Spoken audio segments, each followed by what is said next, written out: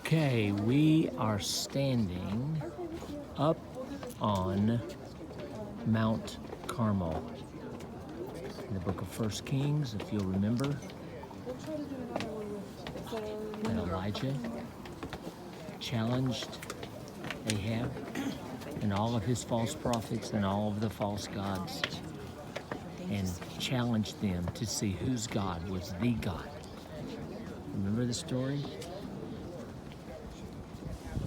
Now he said, bring all of your prophets, all of your men who can call up your God, your gods, and we'll see whose God is the God. And all day long, they prayed to their God. They cut themselves. They did everything they could to call up their God, and their God was not there. And then Elijah called up Almighty God, and a fire so powerful came down that everyone could know who was the God.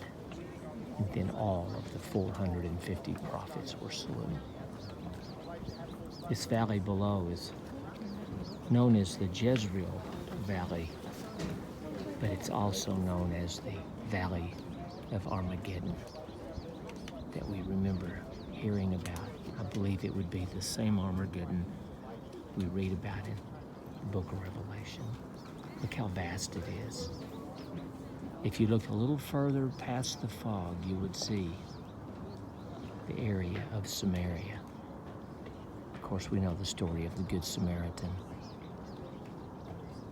But just look and imagine someday this is where